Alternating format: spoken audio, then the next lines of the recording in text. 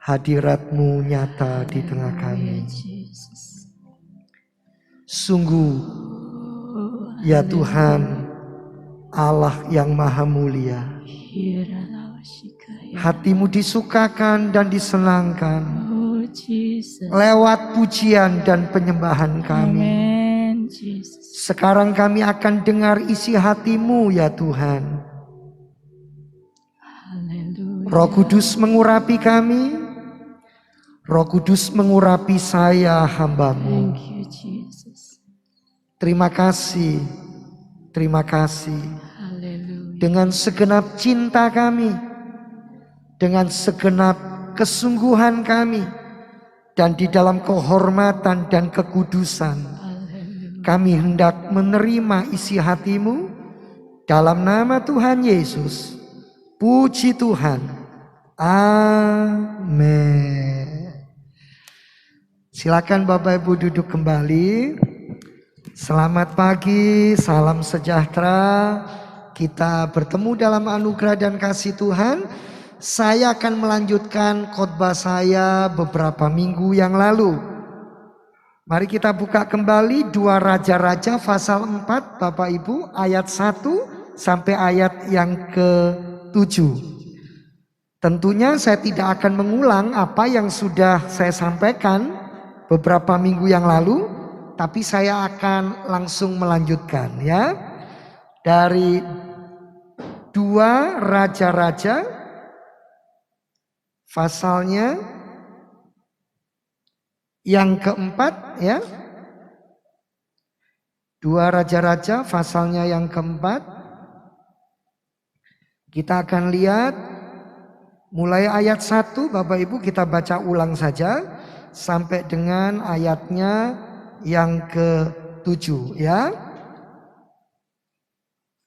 Salah seorang dari istri-istri para nabi mengadukan halnya kepada Elisa sambil berseru, "Hamba-Mu suamiku sudah mati, dan engkau ini tahu bahwa hamba-Mu itu takut akan Tuhan. Tetapi sekarang penagih hutang sudah datang untuk mengambil kedua orang anakku menjadi budaknya." Jawab Elisa kepadanya, "Apakah yang dapat kuperbuat bagimu? Beritahukanlah kepadaku apa-apa yang kau punya di rumah." Berkatalah perempuan itu, "Hamba-Mu ini tidak punya sesuatu apapun di rumah kecuali sebuah buli-buli berisi minyak." Lalu berkatalah Elisa, "Pergilah, mintalah bejana-bejana dari luar daripada segala tetanggamu, bejana-bejana kosong, tetapi jangan terlalu sedikit. Kemudian masuklah, tutuplah pintu sesudah engkau dan anak-anakmu masuk, lalu tuanglah minyak itu ke dalam segala bejana. Mana yang penuh, angkatlah." Pergilah perempuan itu daripadanya. Ditutupnyalah pintu sesudah ia dan anak-anaknya masuk, dan anak-anaknya mendekatkan bejana-bejana kepadanya, sedang ia terus menuang. Ketika bejana-bejana itu sudah penuh, berkatalah perempuan itu kepada anaknya, "Dekatkanlah kepadaku sebuah bejana lagi." Tetapi jawabnya kepada ibunya, "Tidak ada lagi bejana." Lalu berhentilah minyak itu mengalir. Kemudian pergilah perempuan itu memberitahukannya kepada abdi Allah, dan orang ini berkata, "Pergilah, jualah minyak itu, bayarlah hutangmu, dan hiduplah dari lebihnya engkau serta anak-anakmu." Beberapa waktu yang lalu saya sudah menyampaikan, hidup di dalam karunia-karunia Allah itu tidak menjamin seseorang bisa mengelola keuangannya dengan baik. Makanya ini seorang nabi Tuhan sampai terlilit kehidupan yang begitu menyedihkan. Lalu beberapa waktu yang lalu saya juga sudah sampaikan, seringkali yang kita dengar orang berkata, "Biar saya yang menanggung karena saya yang berbuat." Tidak bisa Bapak Ibu. Ternyata apa? Istrinya pun jadi terlibat ya. Anak-anaknya pun jadi terlibat. Bahkan akan dijadikan budak, dirampas, akan ambil. Nah, beberapa waktu yang lalu saya juga sudah sampaikan, nggak ada jalan lain. Kenapa? Ini sudah sangat parah hidupnya. Mungkin sudah tutup lubang, gali lubang. Sudah jual semua yang bisa dijual. Tapi ternyata masih tetap membengkak hutangnya. Dan semakin parah keadaannya. Mungkin walaupun tidak disebutkan di dalam ayat ini, Nabi ini mungkin sudah mencari beberapa teman, beberapa rekan yang dianggap mampu, cukup kaya. Mungkin dia berpikir, dia berharap, dia mulai mengandalkan manusia. Tapi kenyataannya semakin parah keadaannya. Berita baiknya, istrinya sungguh-sungguh bertobat. Dia berhenti dan tidak lagi melakukan apa yang pernah dilakukan oleh suaminya. Dan istri ini datang kepada alamat yang tepat. Dan pagi ini saya melanjutkan khotbah ini. Apapun masalah Bapak Ibu, apapun pergumulan Bapak Ibu, selama kita datang kepada alamat yang tepat, kita akan mendapatkan solusi yang tepat. Akan ada jalan keluar yang terbaik. Dan berita baiknya dikatakan di dalam ayat yang pertama, salah seorang dari istri-istri para nabi mengadukan halnya kepada Elisa. Elisa itu artinya Tuhan juru selamatku. Elisa itu artinya Tuhan atau Allah adalah penyelamatku. Jadi datanglah kepada Allah, datanglah kepada Sang Juru Selamat, datanglah kepada Tuhan. Sehina apapun kita, sebobrok apapun kita, sebagaimanapun keberadaan kita, ketika saudara datang kepada Sang Pencipta, Dia tidak akan pernah menolak dan membuang saudara. Mari kita baca dulu Yohanes 6 ayat 37 dengan cepat. Akhirnya janda Nabi ini datang kepada Elisa. Ini mewakili saudara dan saya hari-hari ini harus datang kepada Tuhan. Melebihi kita datang kepada hamba Tuhan. Melebihi kita datang kepada orang-orang kudus yang kita anggap punya karunia-karunia, punya talenta, punya kemampuan spiritual dari Tuhan. Datanglah kepada Tuhan. Hanya Tuhan yang tidak pernah mengecewakan kita. Dan ayatnya berkata, semua yang diberikan Bapa kepadaku akan datang kepadaku. Bukankah saudara milik Tuhan? Bukankah saudara anak Tuhan? Bukankah saudara umat Tuhan? Dan barang siapa datang kepadaku, ia tidak akan kubuang. Mari kita baca lagi di dalam Mazmur 46 ayat 1 sampai ayat yang kedua. Pemazmur mengajarkan kepada Bapak Ibu dan saya, tidak ada jalan lain Bapak Ibu. Jangan mengandalkan manusia, jangan mengandalkan orang, jangan mengandalkan keluarga, jangan mengandalkan sanak famili. Untuk pemimpin biduan dari Bani Korah dengan lagu Alamot, nyanyian Allah itu bagi kita, Allah itu bagi saya, Allah itu bagi Bapak Ibu, Allah itu bagi kita semua adalah tempat perlindungan. Dia adalah kekuatan dan sebagai penolong dalam kesesakan, dalam segala kondisi, dalam segala situasi sudah terbukti. Kalau nyawa sudah diberikan Bapak Ibu, apa yang Bapak Ibu butuhkan yang Tuhan tidak pernah perhatikan? Mari kita lihat satu ayat lagi, Matius 11 ayat 28. Matius 11 ayat 28. Orang akan berkata, ini sebenarnya gampang Pak. Saya sudah tahu, saya sudah mempraktekkan. Tapi masalahnya mana jawaban Tuhan? Mana perkara besar yang Tuhan adakan? Marilah kepadaku semua yang letih lesu dan berbeban berat. Aku akan memberi kelegaan kepadamu. Saudara, percayakah engkau bahwa di dalam hadirat Tuhan ada kelegaan? Di dalam hadirat Tuhan ada ketenangan? Amin. Tapi saudara pernah baca ayatnya ketika Yesus tertidur di buritan perahu? Ada Yesus. Ketika air mulai masuk, karena ombak begitu besar, taufan begitu dahsyat, perahu hampir tenggelam, ada Yesus. Ada hadirat Allah. yang katanya ada hadirat Allah, harusnya ada ketenangan. Ini para murid lupa ada hadirat Yesus di tengah mereka. Seringkali kita juga sama. Saya juga pernah mengalami itu. Dan istri dari nabi ini sempat mengalami itu. Nabinya sendiri sebelum dipanggil Tuhan juga sempat mengalami itu. Buktinya apa? Kalau dari awal sebelum berhutang mereka datang kepada Tuhan, mereka tanya kepada Tuhan, mereka cari petunjuk Tuhan, pasti aman. Yang setuju angkat tangan. Betul? Pak, masa mau hutang aja tanya Tuhan? Harusnya begitu.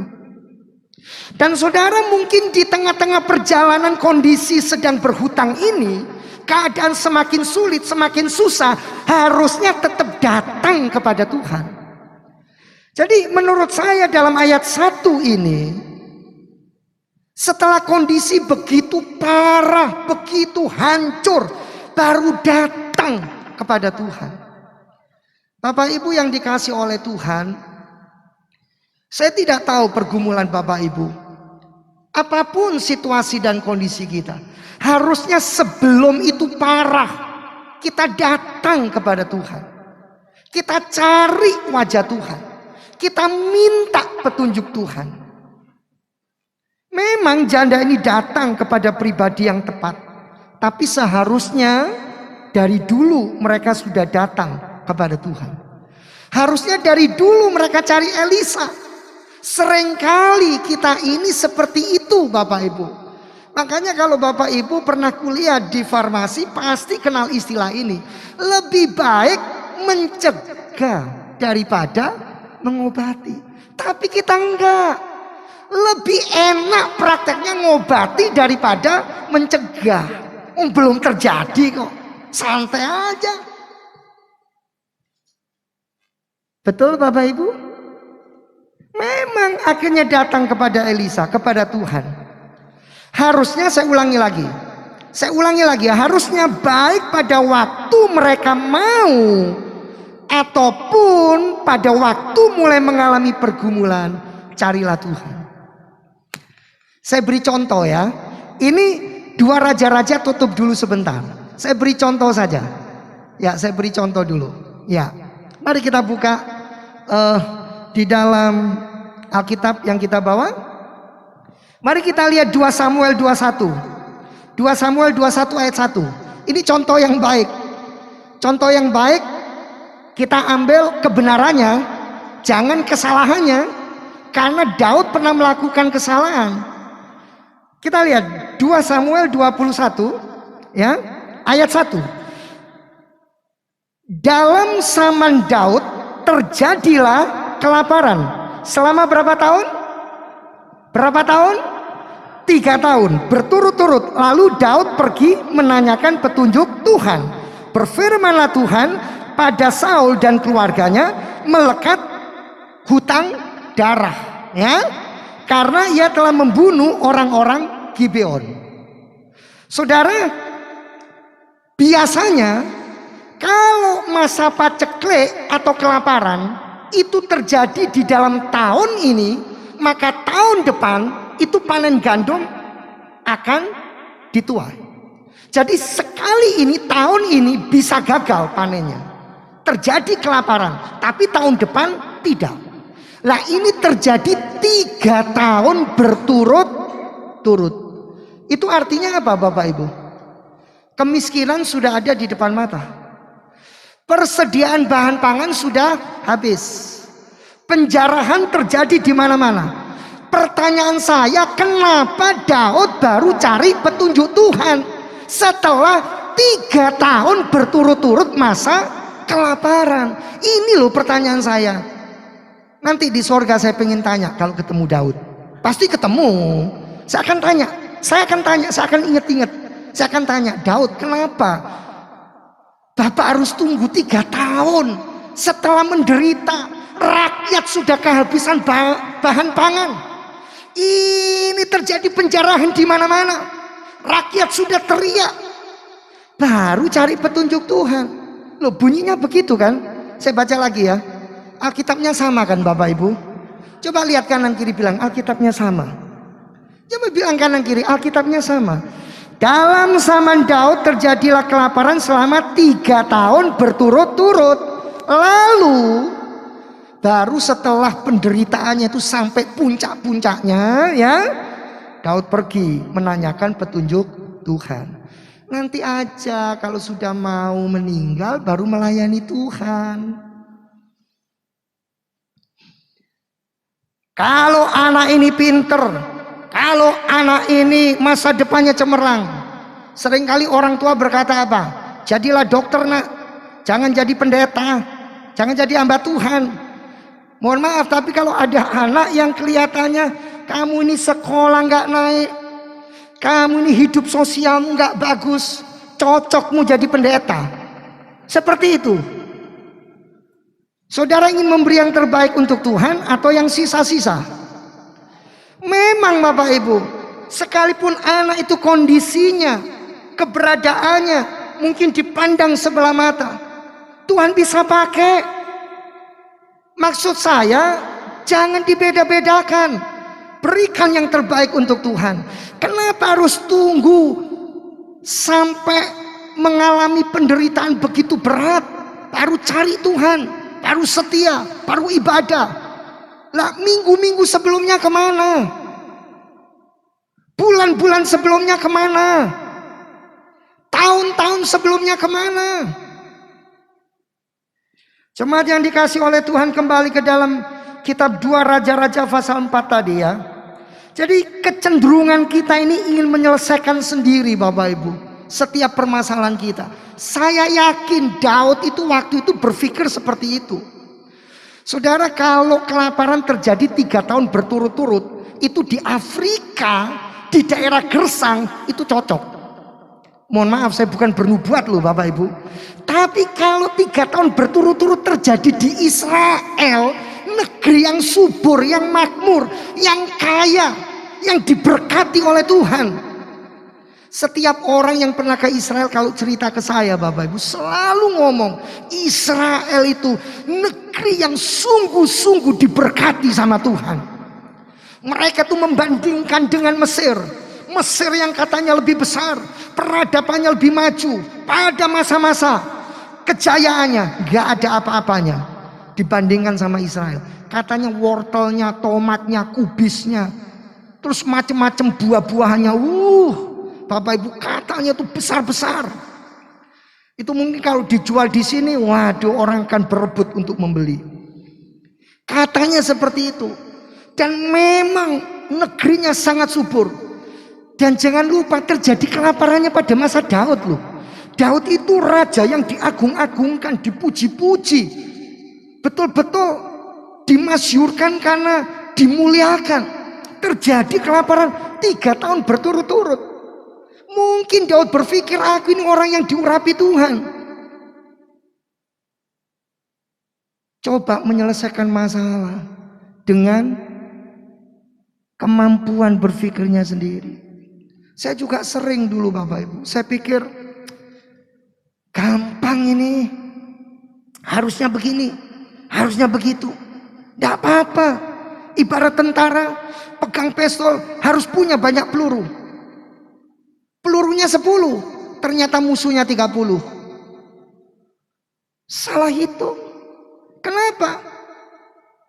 Ini kecenderungan manusia ingin menyelesaikan sendiri persoalannya tanpa melibatkan Tuhan. Bapak Ibu jangan lupa, saya sudah sampaikan, segala yang terjadi di dalam alam jasmani ini itu menunjukkan aktivitas di dalam alam spiritualnya. Jadi segala aktivitas di dalam alam spiritual itu akan dimanifestasikan di dalam alam alamiah ini, alam fisik ini. Kalau sampai ada seperti ini, harusnya Daud itu peka dan mengerti. Begitu juga dengan nabi ini di dalam 2 Raja-Raja 4 ayat 1. Setelah semua kacau, setelah semua menjadi tambah parah, baru mencari Tuhan. Tapi Tuhan itu memang Allah yang pengasih dan penyayang. Seringkali di dalam pertemuan-pertemuan umum, kalau saya berdoa, saya diminta untuk memimpin doa, saya selalu mengawali dengan kalimat, "Ya Allah yang Rahmani dan Allah yang Rahimi." Mereka semua kaget. "Pak, kok tahu?" Ya, karena Rahmani dan Rahimi itu artinya Dia Allah yang begitu pengasih dan begitu penyayang.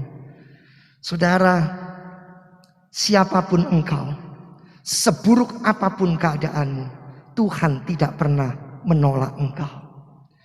Ada seorang bapak yang berkata, "Saya sudah sangat bejat, Pak. Saya sudah sangat rusak." Ada seorang ibu yang berkata, "Tuhan mungkin sudah jijik melihat saya." Saya bilang, kalau saya hamba Tuhan, saya manusia, saya tidak jijik melihat ibu, apalagi Tuhan yang penuh dengan belas kasihan dan kemurahannya. Kasih saya tidak ada apa-apanya jika dibandingkan dengan kasih dan kemurahan Tuhan. Jadi Bapak Ibu, pagi hari ini apapun masalahmu, apapun pergumulanmu, bukan tidak boleh konseling kepada hamba Tuhan, bukan tidak boleh curhat kepada hamba Tuhan. Bapak Ibu harus betul-betul memprioritaskan cari Tuhan. Itu alamat yang tepat dan yang terbaik. Amin. Puji Tuhan. Berikutnya apa?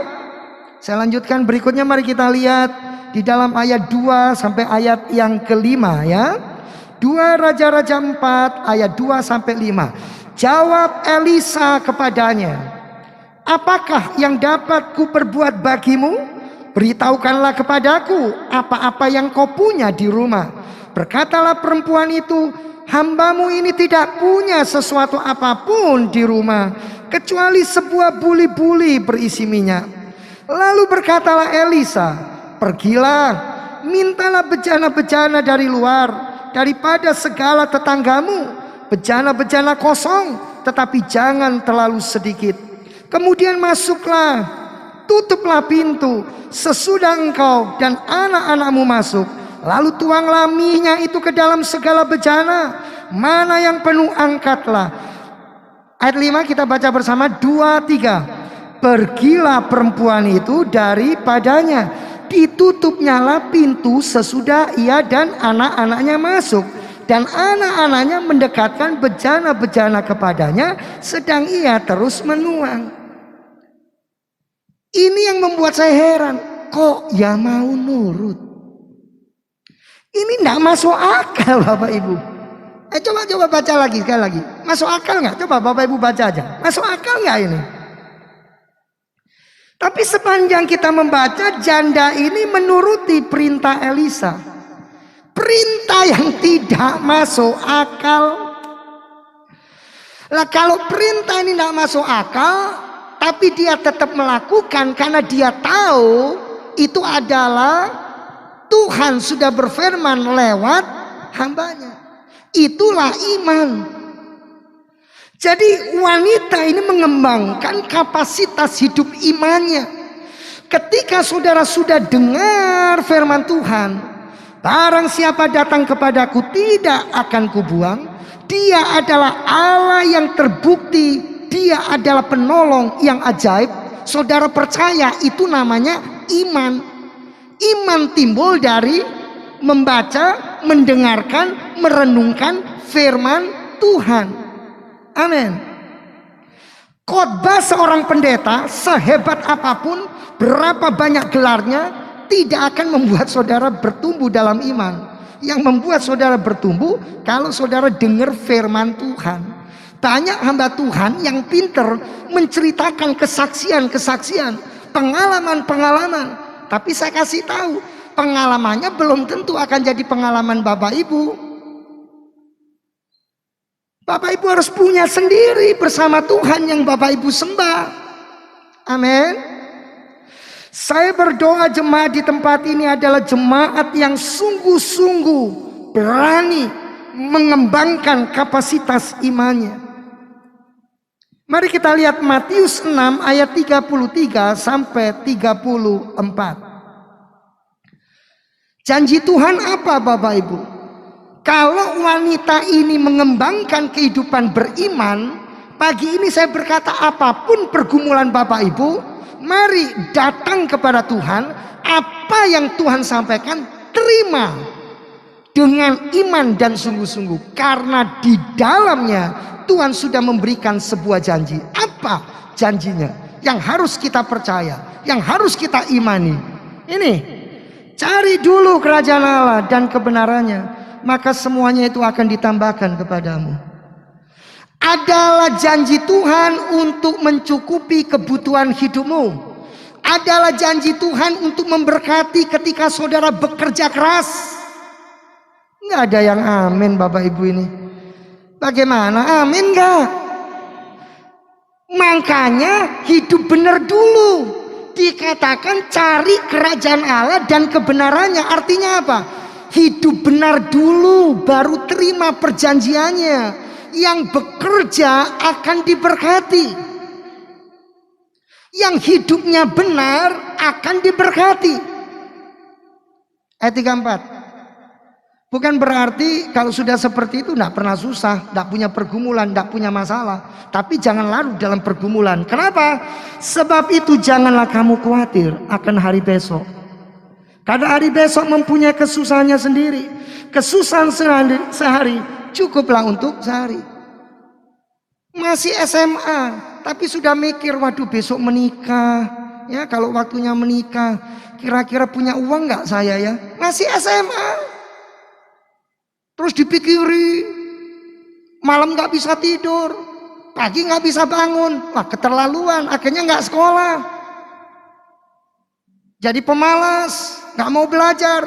Hanya karena mikir apa? Zaman seperti sekarang, untuk nikah susah, sulit, kepikiran karena nanti nggak bisa pesta. Nggak perlu, kesusahan sehari cukup untuk sehari. Orang pasti akan ngomong, gampang Pak, Bapak ngomong itu gampang. Coba kalau Bapak di posisi saya, sama, saya juga akan bisa ngomong. Coba Anda di posisi saya, gantian. Setiap kita punya masalahnya sendiri, setiap kita punya pergumulannya sendiri. Amin.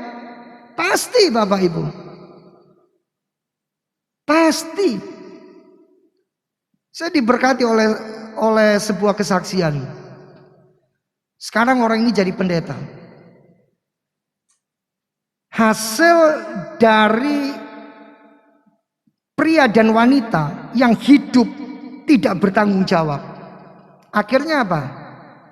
Lahirlah seorang baby. Ya, anak laki-laki yang begitu tampan. Lalu sang pria meninggalkan sang wanita karena merasa gak bisa menghidupi dan tidak siap dengan kelahiran putranya. Lalu si mama juga berpikir semuanya terlalu cepat dan terlalu dini. Akhirnya apa? Ditinggalkan juga. Akhirnya ikut siapa ini anak? Ikut neneknya. Neneknya cuma pekerja di kebun orang. Akhirnya dia bertumbuh besar bersama neneknya. Waktu dia menyaksikan ini, neneknya umur 88 tahun. Waktu dia diwawancara. Lalu dia bercerita. Akhirnya dengan bekerja membantu neneknya, dia nggak tahan. Dia bilang sama neneknya, kalau kita terus seperti ini, bekerja ikut orang, kita tidak akan pernah sukses. Kita tidak akan pernah bisa untuk membayar semua beban hidup. Izinkan saya bekerja di luar. Akhirnya dia bekerja di luar. Waktu masih remaja dia bekerja. Itu waktu masih belum SMP ya, kira-kira SD SMP.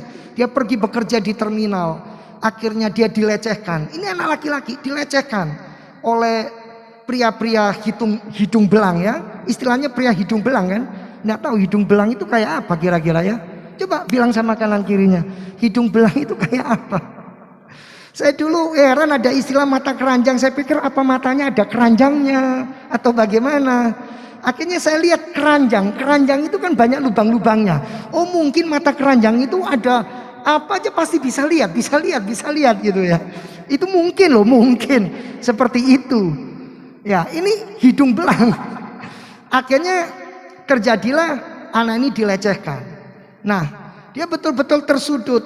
Sampai pada satu titik dia memberanikan diri untuk melawan.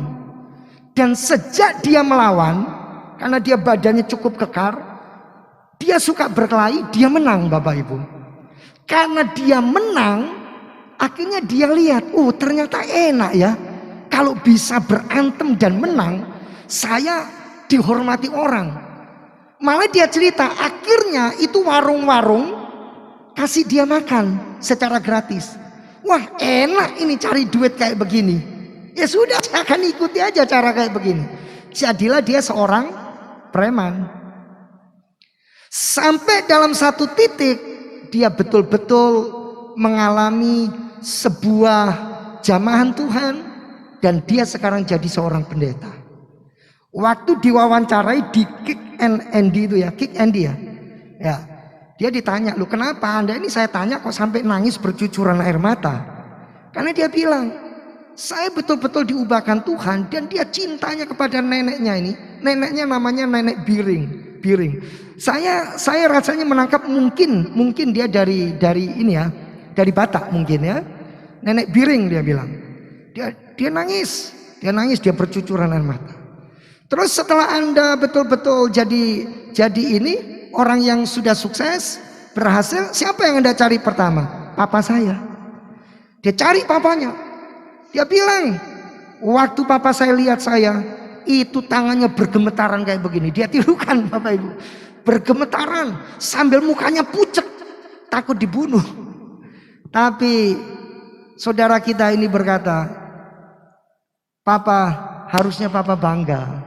Papa bersyukur, Papa nggak perlu bergemetaran kayak begitu. Lalu muka menjadi pucat. Singkat cerita, akhirnya dia cari mamanya. Waktu dia cari mamanya, dia ketemu. Mamanya juga langsung pingsan Bapak Ibu. Langsung pingsan mamanya. Setelah ditunggu, sempat pingsan lagi. Akhirnya mamanya bilang, "Mama tidak layak untuk lihat kamu." Anaknya bilang apa? "Tetap aku anak mama." Wah, dia jadi pendeta. Sekarang dia jadi berkat.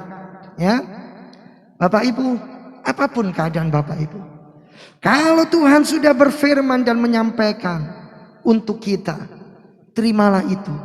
Apa janjinya?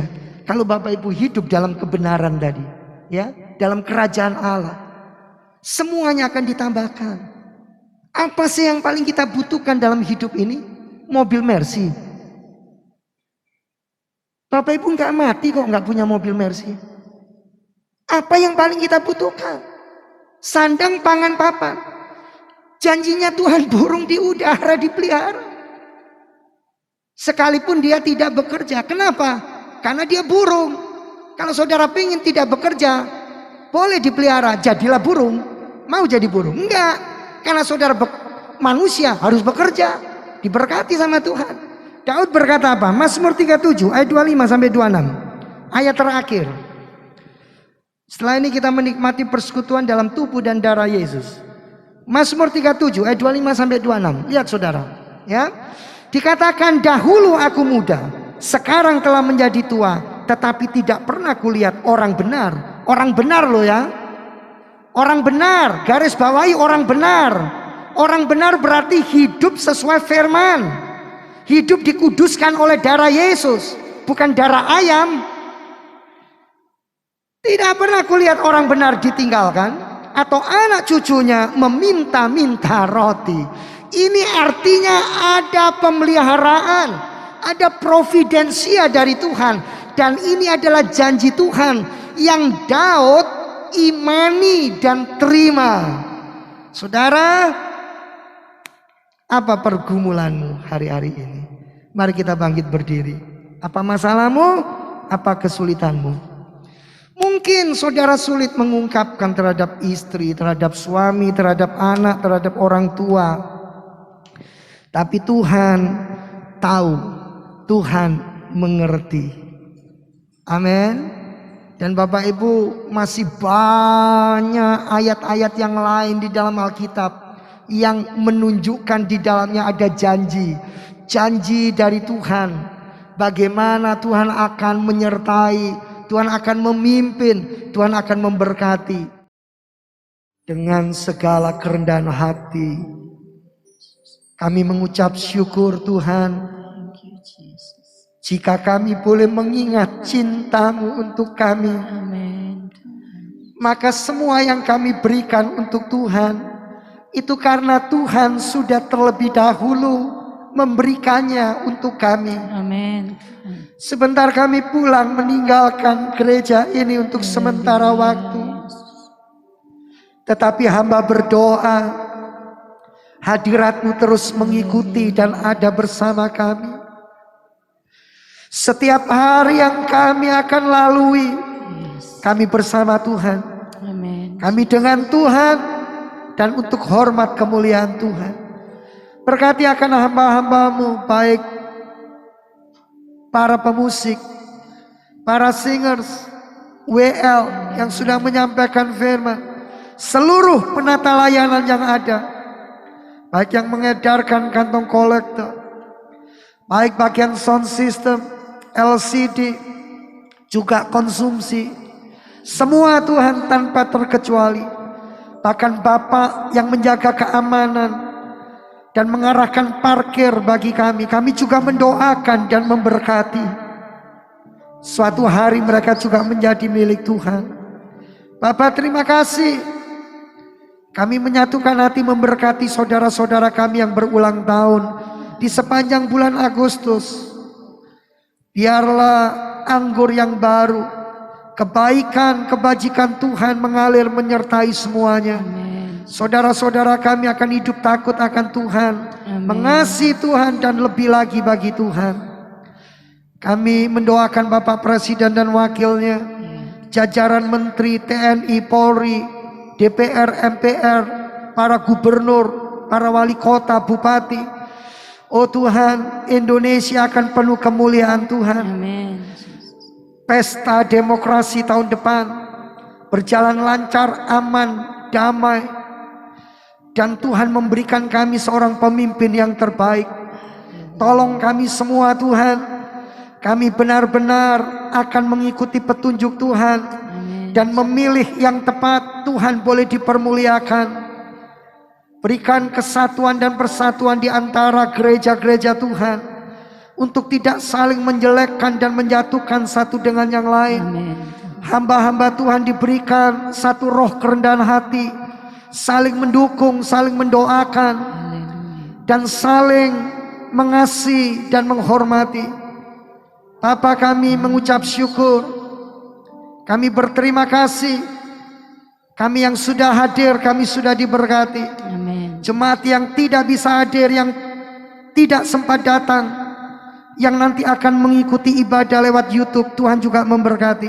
Dimanapun beliau berada, semua partner-partner pelayanan, semua diberkati oleh Tuhan. Tuhan menyatakan kasih, kemurahan dan anugerahnya. Terima kasih Bapa di sorga. Jemaat yang sakit dipulihkan dan boleh sembuh. Yang lemah beroleh kekuatan dan pertolongan.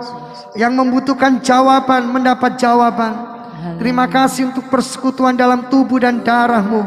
Kami boleh semakin diperteguh, kami boleh semakin diperkuat. Sidang jemaat yang dikasihi Tuhan, angkatlah kedua belah tangan-Mu, arahkan hati-Mu dan pandangan-Mu kepada sorga, kepada takhta Allah. Pulanglah, terimalah berkat dari Allah Bapa, cinta kasih kemurahan Tuhan Yesus di dalam persekutuan Allah Roh Kudus akan memimpin, akan menyertai, akan menolong dan memberkati Bapak Ibu dan semuanya yang hadir. Pulanglah, terimalah berkatnya dalam nama Tuhan Yesus Kristus. Puji Tuhan. Amin.